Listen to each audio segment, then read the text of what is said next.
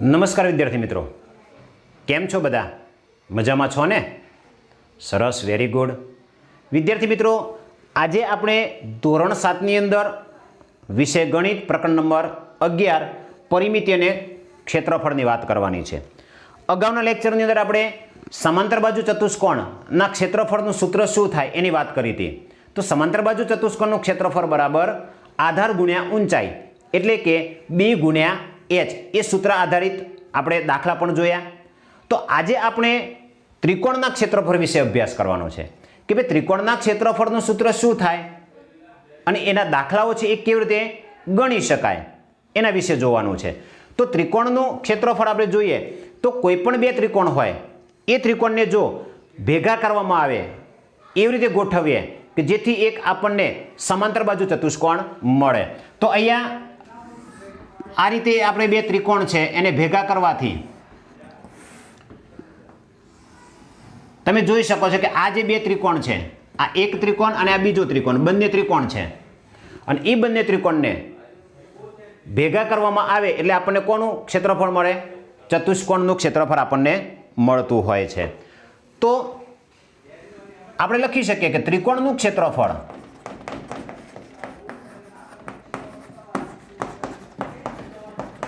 બરાબર, હવે મારે આ એક ત્રિકોણનું ક્ષેત્રફળ શોધવું હોય તો આ આખા ચતુષ્કોણના ક્ષેત્રફળને અડધું કરવું પડે, કારણ કે આ બંને ચતુષ્કોણ કેવા ત્રિકોણ કેવા છે? સરખા છે. એટલે 1/2 ગુણ્યા સમાંતર બાજુ ચતુષ્કોણનું ક્ષેત્રફળ.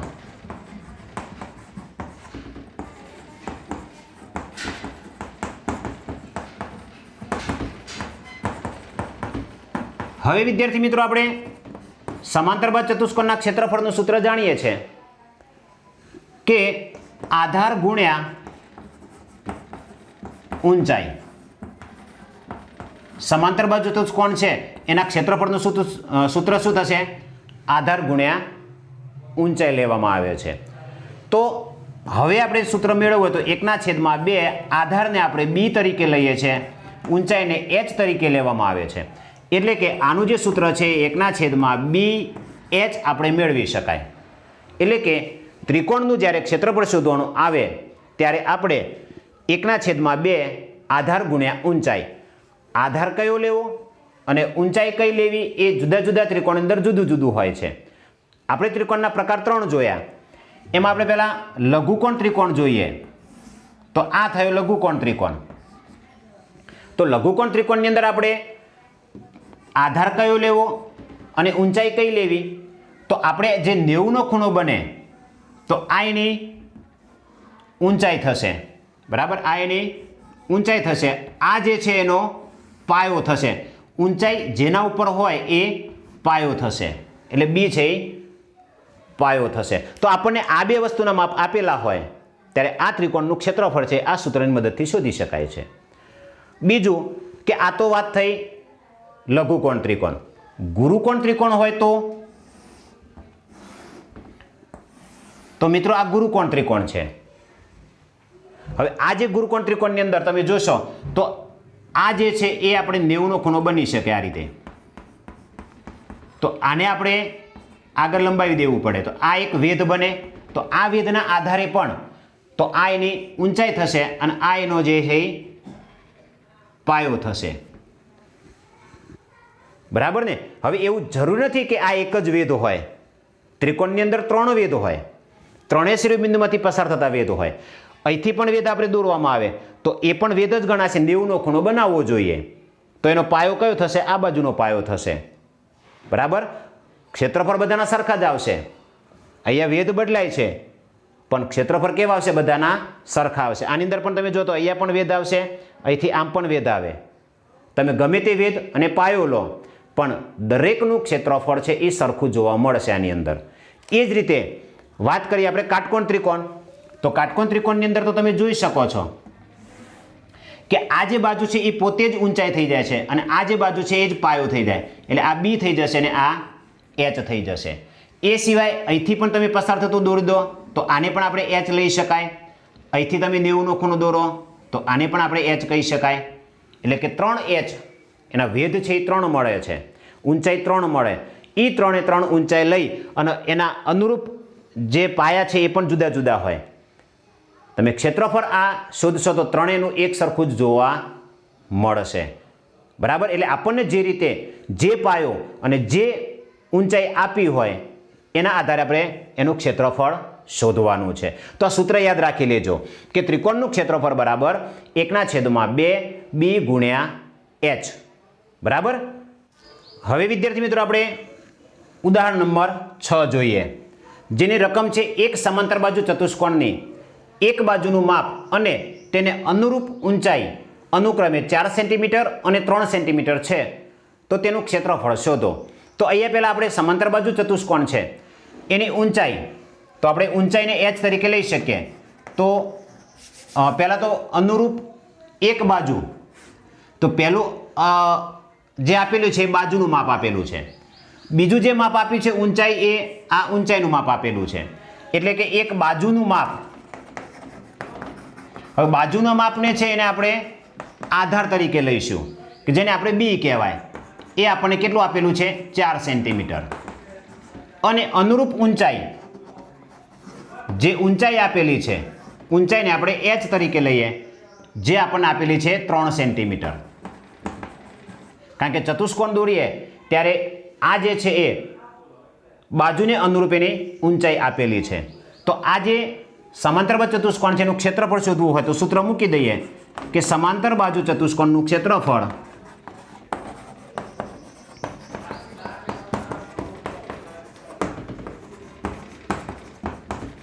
બરાબર આધાર ગુણ્યા ઊંચાઈ. સૂત્ર ખાસ યાદ રાખજો વિદ્યાર્થી મિત્રો. હવે આધાર એટલે આપણે b, ઊંચાઈ એટલે h, એમાં b તરીકે આપણને 4 આપેલા છે અને h તરીકે 3 આપેલા છે.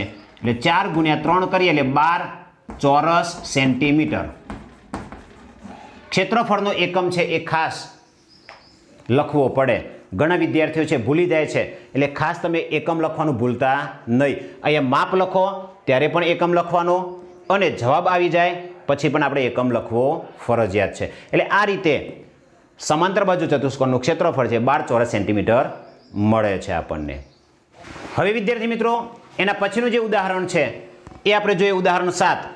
જો એક સમાંતર બાજુ ચતુષ્કોણનું ક્ષેત્રફળ છે 24 સેન્ટીમીટર સ્ક્વેર છે અને આધાર આપણને આપેલો છે 4 સેન્ટીમીટર, તો તેની ઊંચાઈ x શોધો. તો અહીંયા આપણને ક્ષેત્રફળ આપેલું છે, એટલે કે ક્ષેત્રફળ બરાબર 24 સેન્ટીમીટર સ્ક્વેર. પછી આધાર પણ આપેલો છે. આધાર એટલે શું? તો b, એ આપણને આપેલો છે 4 સેન્ટીમીટર. બંનેના એકમ સરખા જ છે, એટલે આપણે સરખા કરવાની જરૂર નથી. ઊંચાઈ h આપણે શોધવાનો છે. ઊંચાઈ h બરાબર x આપેલો છે, જે આપણે શોધવાનો છે. સૂત્રનો ઉપયોગ કરવાનો છે કે સમાંતર બાજુ ચતુષ્કોણનું ક્ષેત્રફળ, સૂત્ર મૂકી દેવાનું.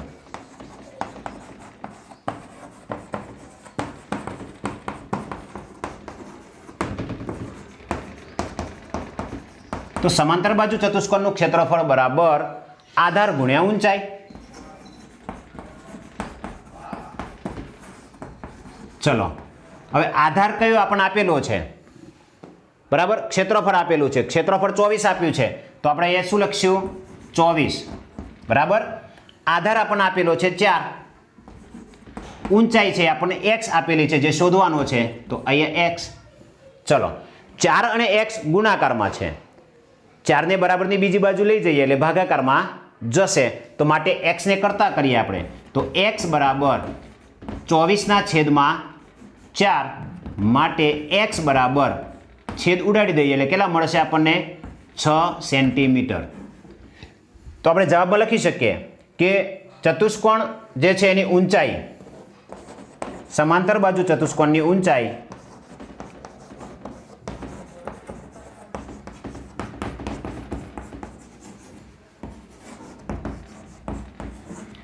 x બરાબર 6 સેન્ટીમીટર થાય. તો આ રીતે આપણે એની એક બાજુ જે ઊંચાઈ છે એ શોધી શકાય છે. તો વિદ્યાર્થી મિત્રો આના પરથી એટલી ખબર પડે કે આપણને ક્ષેત્રફળ, આધાર અને ઊંચાઈ ત્રણમાંથી કોઈ પણ બે માપ આપ્યા હોય તો ત્રીજું માપ છે એ આપણે શોધી શકાય છે. હવે વિદ્યાર્થી મિત્રો આપણે ઉદાહરણ 8 જોઈએ. એની રકમ છે બુકની અંદર તમે જોઈ શકો છો કે સમાંતર બાજુ ચતુષ્કોણ ABCDની બે બાજુઓ 6 સેન્ટીમીટર અને 4 સેન્ટીમીટર છે. આધાર CD અનુરૂપ ઊંચાઈ 3 સેન્ટીમીટર છે. તો એની અંદર આપણને સમાંતર બાજુ ચતુષ્કોણનું ક્ષેત્રફળ અને આધાર AD ને અનુરૂપ એની ઊંચાઈ શોધવાની છે. તો એ આપણને જે ચતુષ્કોણ આપ્યો છે એ આપણે દોરી દઈએ. તો આપણને સમાંતર બાજુ ચતુષ્કોણ ABCD આપણને આપેલો છે.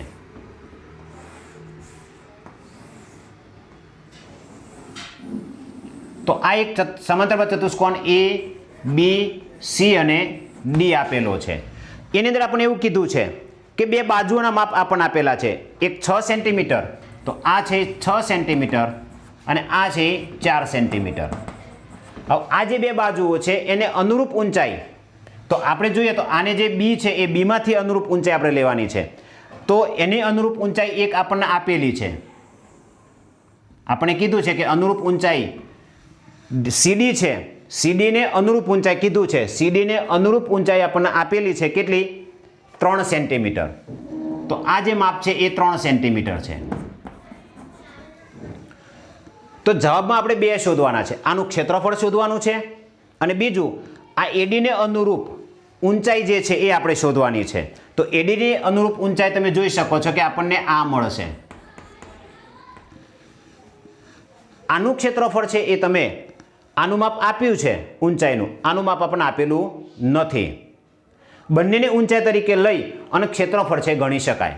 તો સૌથી પહેલા આપણે સમાંતર બાજુ ચતુષ્કોણ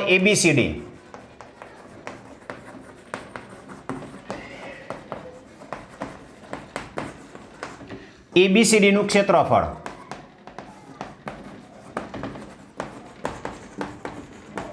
બરાબર આધાર ગુણ્યા ઊંચાઈ.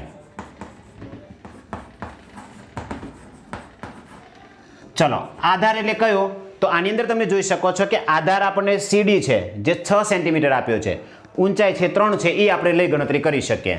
તો આધાર તરીકે 6 અને ઊંચાઈ છે 3 એટલે કે 6 તરી 18 સેન્ટીમીટર સ્ક્વેર. એટલે પહેલો પ્રશ્ન જે પૂછ્યો તો આપણને કે સમાંતર બાજુ ચતુષ્કોણનું ક્ષેત્રફળ આપણને મળી ગયું 18 સેન્ટીમીટર સ્ક્વેર. તો જવાબ લખી દઈએ આપણે કે સમાંતર બાજુ ચતુષ્કોણનું ક્ષેત્રફળ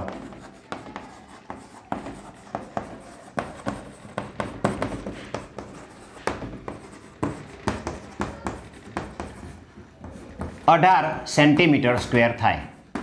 હવે વિદ્યાર્થી મિત્રો આના આ જ ચતુષ્કોણ છે એટલે ક્ષેત્રફળ આના જ રહેશે, પણ અહીંયા તમે જોઈ શકો છો કે ઊંચાઈ બદલાઈ જાય છે. બરાબર ને? આ તો આમાંથી પણ ઊંચાઈ આવે, દરેકમાંથી ઊંચાઈ આવે, આમાંથી પણ ઊંચાઈ આવે. ઊંચાઈ ગમે તે હશે પણ ક્ષેત્રફળ તો એકના જ રહેશે. બરાબર? હવે આપણે આને ઊંચાઈ તરીકે લઈ અને આ આધાર તરીકે લઈ અને ક્ષેત્રફળ આપણે સૂત્ર મૂકવાનું છે, કારણ કે આ ઊંચાઈ આપણે શોધવાની છે, અનુરૂપ ઊંચાઈ. તો આપણે ધારી લઈએ, ધારો કે બાજુ AD ને અનુરૂપ ઊંચાઈ x.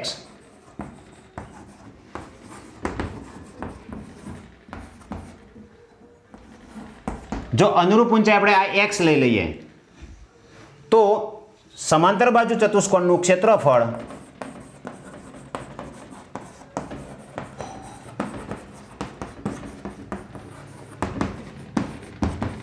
ચલો, સૂત્ર શું થશે? આધાર ગુણ્યા ઊંચાઈ જ થવાનું છે. એટલે આધાર ગુણ્યા ઊંચાઈ. હવે વિદ્યાર્થી મિત્રો ચતુષ્કોણ આના આ જ છે એટલે આનું જે ક્ષેત્રફળ આપણે આ ઊંચાઈને આધાર લીધું હતું એ જ ક્ષેત્રફળ થશે. તો એ કેટલું છે ક્ષેત્રફળ છે? 18. તો ક્ષેત્રફળ આપણે જાણીએ છીએ, તો આ કેટલું થઈ જશે? માટે 18 બરાબર આધાર. આધાર એટલે કયો થશે? તો આ AD આધાર થઈ ગયો. બરાબર? આધાર તરીકે તમે AD પણ માપ આપ્યું છે એટલે AD લેવાનું છે, કારણ કે AD ને અનુરૂપ ઊંચાઈ આપણે શોધવાની છે. એટલે કે જે બાજુને અનુરૂપ ઊંચાઈ શોધવાની હોય એ જ બાજુને આપણે આધાર તરીકે લેવાનો છે. બરાબર? તો અહીંયા આધાર તરીકે AD આપણને આપેલો છે 4 સેન્ટીમીટર. એને અનુરૂપ ઊંચાઈ x આપણે ધારી લીધી છે. AD ને અનુરૂપ ઊંચાઈ x, તો એના બરાબર આપણે x લઈ લઈશું. હવે આ x ને કરતા કરી દઈએ તો x ને કરતા કરીએ એટલે 4 છે ભાગાકારમાં આવે એટલે 18 ભાગ્યા 4. માટે x બરાબર 18/4 કરીએ એટલે 4 ચોક 16 અને 4 પંચા 20 એટલે 4.5. તમે આ ભાગાકાર કરશો ને એટલે જવાબ તમને મળશે 4.5 સેન્ટીમીટર. તો એડીને અનુરૂપ ઊંચાઈ આપણે મળી ગઈ. તો આપણે લખી શકીએ અહીં એડી બાજુને અનુરૂપ ઊંચાઈ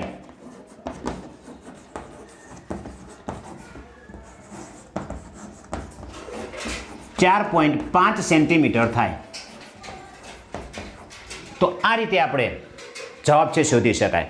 અહીંયા ખાસ યાદ રાખજો વિદ્યાર્થી મિત્રો કે આ ઊંચાઈ અને આ આધાર લઈને ક્ષેત્રફળ શોધો કે પછી આ ઊંચાઈ અને આ આધાર લઈ ક્ષેત્રફળની ગણતરી કરો, જવાબ સરખો જ આવશે.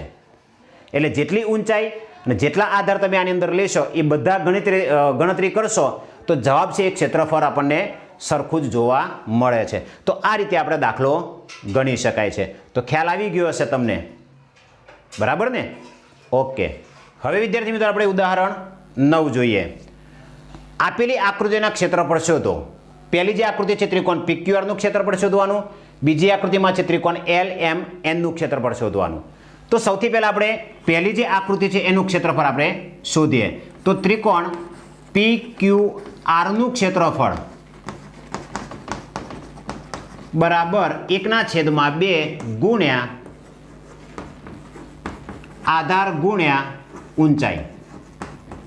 ચલો હવે વિદ્યાર્થી મિત્રો અહીંયા આધાર એટલે કયો? પહેલી આકૃતિમાં QR છે એ આધાર થશે એટલે 1/2 ગુણ્યા QR આધાર એટલે 4, ઊંચાઈ PS આની ઊંચાઈ છે એ માપ આપ્યું છે આપણને 2. અહીંયા શું થશે? 2 ઉડી જશે એટલે જવાબ છે એ શું વધ્યો? 4 સેન્ટીમીટર સ્ક્વેર. એકમ છે એ લખવો ફરજિયાત છે એટલે સેન્ટીમીટર સ્ક્વેર થઈ જશે. એટલે આપણે જવાબ લખી શકીએ કે ત્રિકોણ PQR નું ક્ષેત્રફળ બરાબર 4 સેન્ટીમીટર સ્ક્વેર થાય. ચલો બીજી આકૃતિ જોઈએ આપણે. બીજી આકૃતિ છે એ ગુરુકોણ ત્રિકોણ છે એટલે એની જે ઊંચાઈ છે બહારની બાજુએ મળે છે. અહીંયા આધાર તરીકે MN છે અને ઊંચાઈ તરીકે LO છે. તો આપણે ત્રિકોણ LMN નું ક્ષેત્રફળ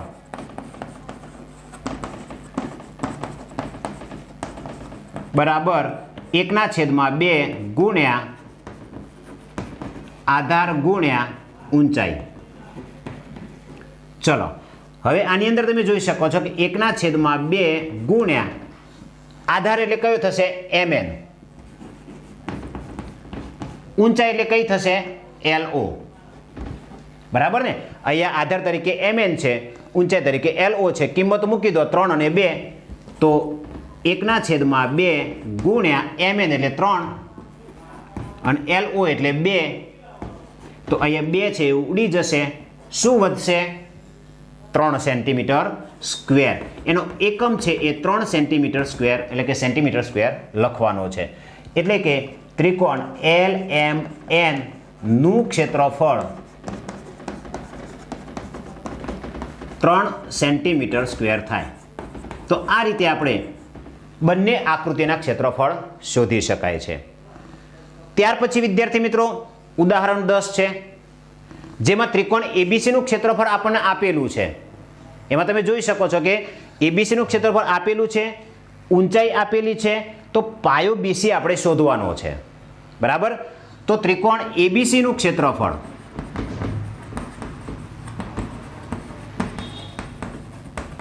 બરાબર 1/2 ગુણ્યા આધાર ગુણ્યા ઊંચાઈ. ચલો 1/2 ગુણ્યા આધાર આપણને આપેલો છે BC. કેટલો છે? નથી આપ્યો. તો શું કરવાનું છે? શોધવાનો છે. તો આપણે એને BC તરીકે લઈશું. ઊંચાઈ આપણને આપેલી છે 3. ક્ષેત્રફળ તમે જોઈ શકો છો. ક્ષેત્રફળ આપણને આપેલું છે કેટલું? 36 સેન્ટીમીટર સ્ક્વેર. તો અહીંયા આપણે 36 લખવાના છે. હવે શું કરવાનું છે વિદ્યાર્થી મિત્રો એ જોઈ લઈએ આપણે કે તમે જોશો તો 2 છે એ ભાગાકારમાં છે, 3 છે એ ગુણાકારમાં છે. કોના? BC જે આપણને આધાર આપ્યો છે એના બીસીને કરતા કરીએ એટલે 2 છે એ અહીંયા ગુણાકારમાં જશે, 3 છે એ ભાગાકારમાં જશે. માટે બીસી બરાબર 36 ગુણ્યા 2/3. ચલો અહીંયા છેદ ઉડાડો તો કેટલા ઉડશે? તો 12 તરી 36. તો અહીંયા કેટલા વધશે? 12. તો 12 ગુણ્યા 2. બીસી બરાબર શું થઈ ગયું? 12 ગુણ્યા 2. ચલો માટે બીસી બરાબર 12 ગુણ્યા 2 કરો એટલે કેટલા થઈ જાય? 24 થશે. બરાબર, એટલે 12 ગુણ્યા 2 બરાબર 24. તો આ 24 જે છે એનો એકમ થશે સેન્ટીમીટર, કારણ કે એ બાજુનું માપ છે. તો આપણે જે શોધવાનો છે બીસી એ શોધાઈ ગયો. માટે બીસી બરાબર 24 સેન્ટીમીટર. તો આ રીતે આપણે બીસી શોધી શકાય છે. એટલે ક્ષેત્રફળ આપ્યું હોય, આ ઊંચાઈ આપી હોય તો એના આધારે આધાર પણ શોધી શકાય છે. તો આ રીતે આપણે દાખલાઓ ગણી શકીએ છીએ.